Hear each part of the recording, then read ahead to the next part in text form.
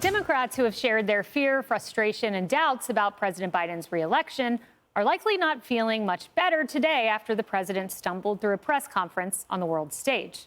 President Biden went from the G20 Leaders Summit in India over the weekend to Hanoi, Vietnam, where he gave a pretty interesting news conference to reporters. And instead of actually answering questions from our commander-in-chief, he decided to ramble, to falsely attribute a quote to a John Wayne film. And he even made note that it was time for him to go to bed, all on the world stage. This went on until his press secretary, Karine Jean-Pierre, finally came to the rescue, and the press team had to put an end to the disaster. It is evening, isn't it? You know, there's that, one of my staff members said, remember the famous song, you know, Good Morning, Vietnam? Well, good evening, Vietnam. I'm just following my orders here.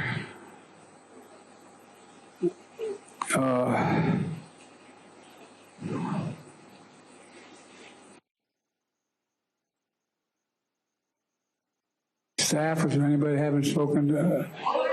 No, I ain't calling on you. Now it's just going to come to fruition in the G20, is making sure that we build a railroad all the way across the African continent.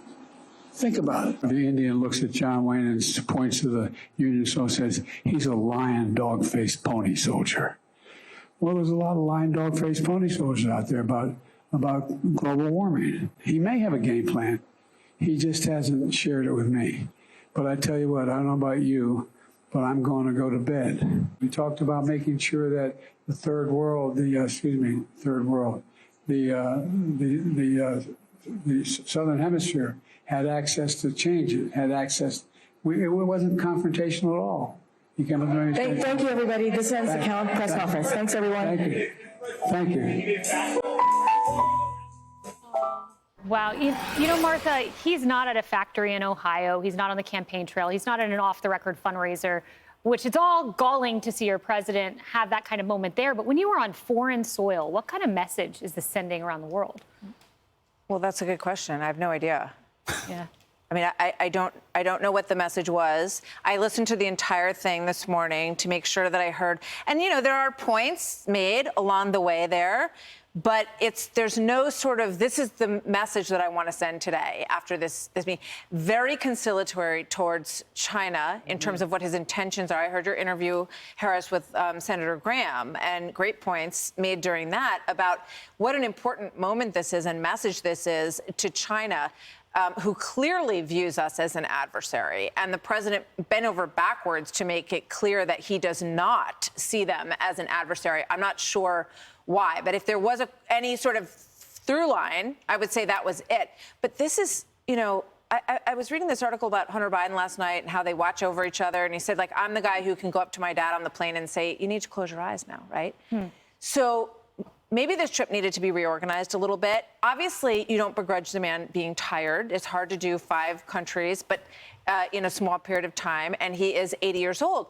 But this is the job. Yeah. So he's now basically campaigning, I mean, you know, essentially, in a broad sense, for another term with every one of these appearances.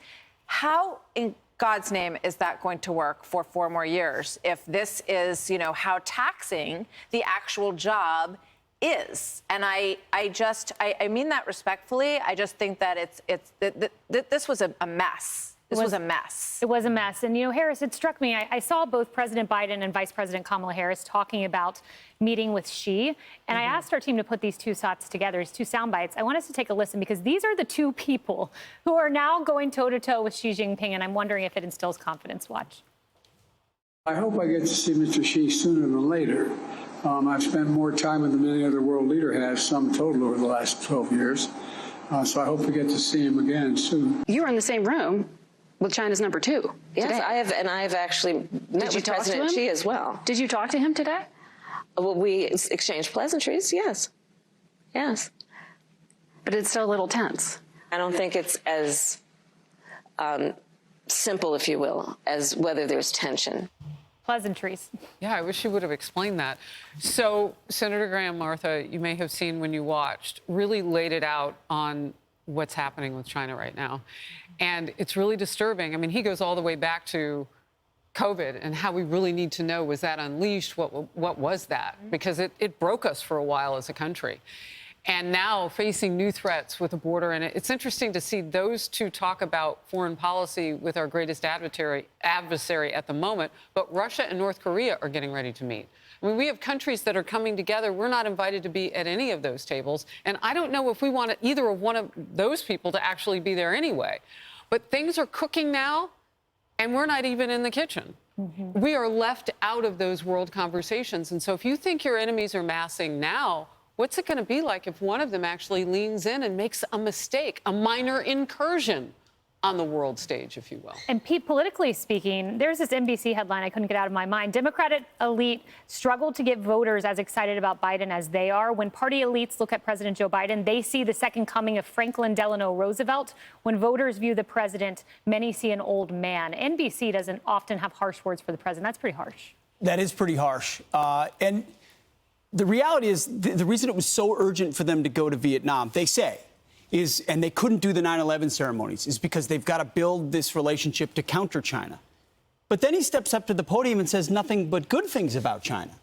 And I'm trying to understand what any semblance of coherence there is around our policy when we know exactly who China is. Why did they snub us and skip the G20? Because they don't want to sit around a table and talk about how many $1 trillion they can give to some bogus climate change fund.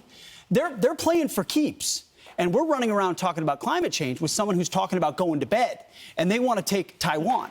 I mean, it's fundamentally unserious across the board. And of course, in this case, NBC finally acknowledged what everyone sees, which is an old guy stumbling around. Yeah, Kennedy, politically hazardous. I mean, as we go into a general election here. I mean, it's politically hazardous. It's globally hazardous. It's morally hazardous.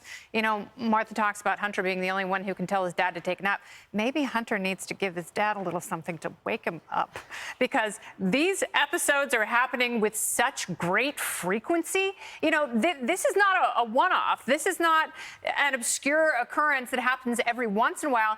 This is pretty much a couple times a week we're seeing these gaffes and this mumbling, and that's why 70% plus of the American people, Democrats and Republicans, think that he is incapable of handling a second term. It is not going to get better. The decline has been very, very swift. It's like watching my grandpa trying to open a menu with a QR code at Chili's. It's not working. Yeah, never a good thing when your press team has to shut you down. And that's exactly what happened. Hey everyone, I'm Emily Campagno. Catch me and my co-hosts Harris Faulkner and Kaylee McEnany on Outnumbered every weekday at 12 p.m. Eastern, or set your DVR. Also, don't forget to subscribe to the Fox News YouTube page for daily highlights.